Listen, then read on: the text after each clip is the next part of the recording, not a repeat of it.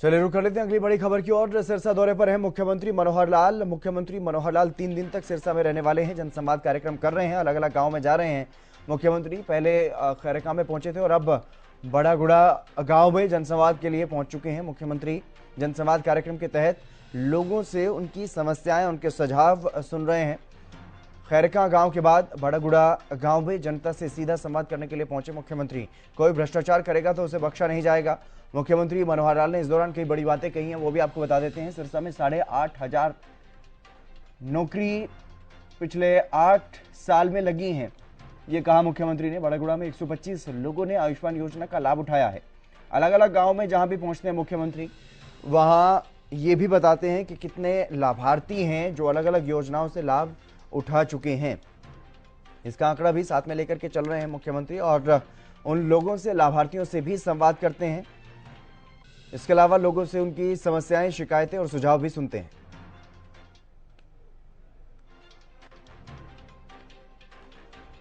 अमित तिवारी हमारे वरिष्ठ संवाददाता हमारे साथ जुड़ गए हैं सिरसा से लाइव अधिक जानकारी के साथ। अमित, क्या कुछ फिलहाल ताजा जानकारी?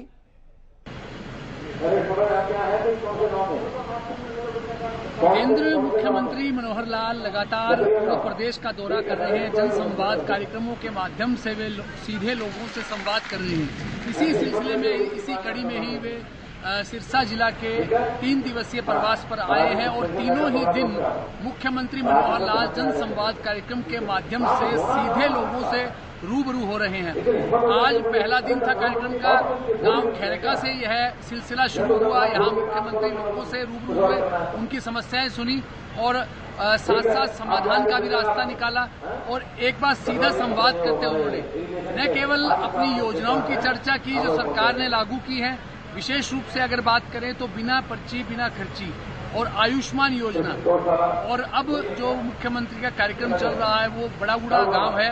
कालावाली हलके का आज पहला दिन है और इसी हलके का यह दूसरा गांव है बड़ागुड़ा, जिसमें मुख्यमंत्री सीधे लोगों से रूबरू हो रहे हैं, संवाद कर रहे हैं।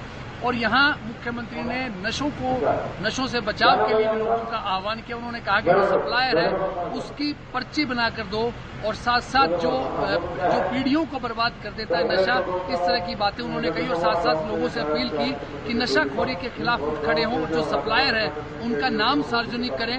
अगर कोई अपनी पहचान गुप्त रखना चाहता है वो पर्ची पर उस सप्लायर का नाम लिख कर दे दे। और साथ साथ उन्होंने कहा कि भ्रष्टाचारी कोई नहीं बचेगा।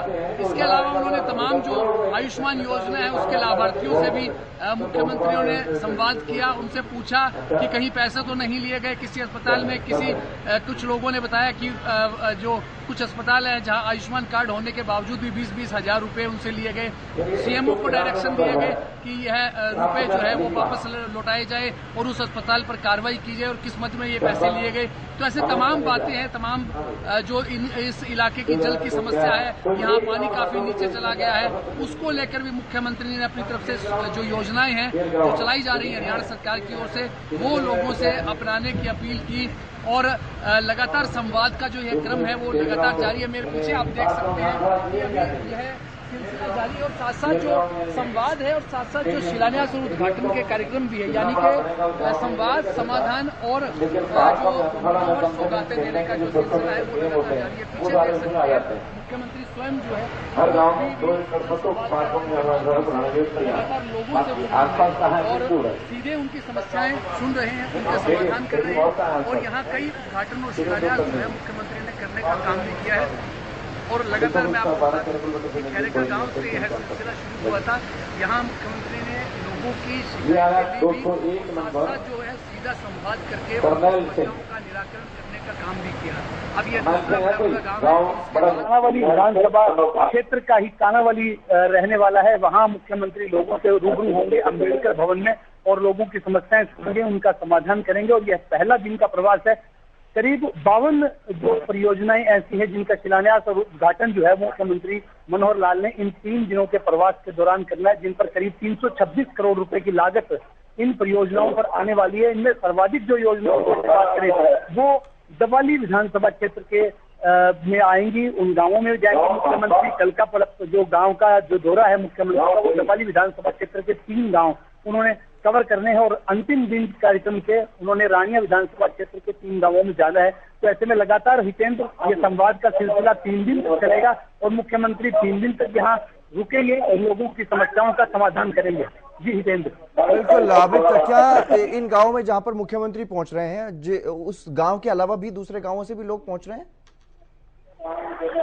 कि फिलहाल इस तरह की व्यवस्था रखी गई है कि आसपास के जो गांव हैं, यानी कि कानावाली विधानसभा क्षेत्र के जो गांव हैं, वो उसको कवर किया जाए इस दौरे के दौरान। तो आसपास के गांव की पहुंचते हैं, पंचायतें पहुंचती हैं और मुख्यमंत्री उनसे पूछते भी हैं कि किस प्रकार से जो लोग अपनी जो समस्या है उनकी, जैसे कि आयुष्मान कार्ड में उनको कोई दिक्कत आई, उनकी नौकरियां कितनी लगी, क्या नौकरियों के लिए पैसे दिए गए, कितने पैसे दिए, लोगों से सीधा संवाद करते हैं और संवाद के जरिए ही उनसे जानते हैं कि क्या वास्तव में कोई रकम उनसे ली गई थी या नहीं ली गई थी। लोगों ने कहा कि बिना पर्ची के ली गई है, बिना पर्ची के नौकरियां लगे उनके बच्चे, इस तरह की बातें भी रखी और साथ साथ अपनी समस्याएं भी रखी। जो स्थानीय समस्याएं हैं वो भी लोग रख रहे हैं, साथ साथ मुख्यमंत्री जो अपनी योजनाओं को लेकर वो भी चर्चा सीधे लोगों से कर रहे हैं। जी, और जो रात्रि प्रवास की जानकारी है कि रात्रि प्रवास भी किसी गांव में ही मुख्यमंत्री का रहने वाला है, वो कौन से गांव में आज रात्रि प्रवास रहेगा मुख्यमंत्री का? जी बिल्कुल हितेंद्र, आज जो कार्यक्रमों का सिलसिला शुरू हुआ वो खैरेका से हुआ था। ये दूसरा गांव है जो बड़ागुड़ा है और तीसरा गांव जो रहने वाला वो कानावाली रहेगा। इसके बाद मुख्यमंत्री रात्रि ठहराव भी करेंगे। यहाँ कानावाली विधानसभा क्षेत्र का एक गांव जगमाल वाली है, वहाँ मुख्यमंत्री रुकेंगे, रात्रि ठहराव वही होगा और फिर अगले दिन डबवाली विधानसभा क्षेत्र के गांवों का दौरा जो है वो मुख्यमंत्री शुरू करेंगे और वहीं से चोरमार खेड़ा से होते हुए वो डबवाली के गांवों में पहुंचेंगे और वहीं से ही परियोजनाओं का शिलान्यास और उद्घाटन करेंगे। जैसा कि खैरेका से दौरा शुरू हुआ था और यहाँ बड़ागुड़ा में आकर उन्होंने कई परियोजनाओं का जो शिलान्यास और लोकार्पण भी किया है। वो अलग अलग विभागों की योजना है, लोक निर्माण विभाग की भी है, शिक्षा विभाग की भी है, तो तमाम इस तरह की बातें हैं और साथ साथ जो मांग जो लोग रख रहे हैं उनका समाधान भी मुख्यमंत्री हाथों हाथ करने का काम भी कर रहे हैं और अधिकारियों को निर्देश दे रहे हैं और साथ साथ उन्हें बता भी रहे हैं कि जो स्थानीय स्तर की समस्याएं हैं उनका स्थानीय स्तर पर ही निराकरण हो जाएगा और जो चंडीगढ़ पर जाकर समस्या का समाधान होगा वो भी करवाएंगे। बाकायदा सबसे उनकी शिकायतें ले ली गई है, उन पर नंबरिंग भी मुख्यमंत्री ने करवाई है और नंबर के साथ उनकी शिकायतें बोली भी जा रही है। तो ऐसे में जन संवाद कार्यक्रम एक तरह से संवाद के साथ समस्या का समाधान भी और सौगातें देने का काम है, तीनों ही रहे। हालांकि बीच में खैरेका गांव में कुछ हंगामे की स्थिति भी बनी, कुछ लोगों ने हंगामा किया लेकिन समझाइश शांत भी हो गए। लेकिन इन सब के बावजूद मुख्यमंत्री का जो जन संवाद कार्यक्रम है वो लगातार जारी है। दूसरा गांव है बड़ागुड़ा, जहां अभी भी यह कार्यक्रम लगातार 1-1.25 घंटे से यहाँ लोगों की समस्याएं जो है वो मुख्यमंत्री मनोहर लाल सुन रहे हैं। जी चलिए, बहुत शुक्रिया तमाम जानकारी देने के लिए और नजर बनाए रखिएगा, ताजा अपडेट्स आपसे लेते रहेंगे। तो सिरसा में बड़ी संख्या में लोग जो है वो मुख्यमंत्री के कार्यक्रमों में पहुंच रहे हैं और जनसंवाद कार्यक्रम में हिस्सा ले रहे हैं।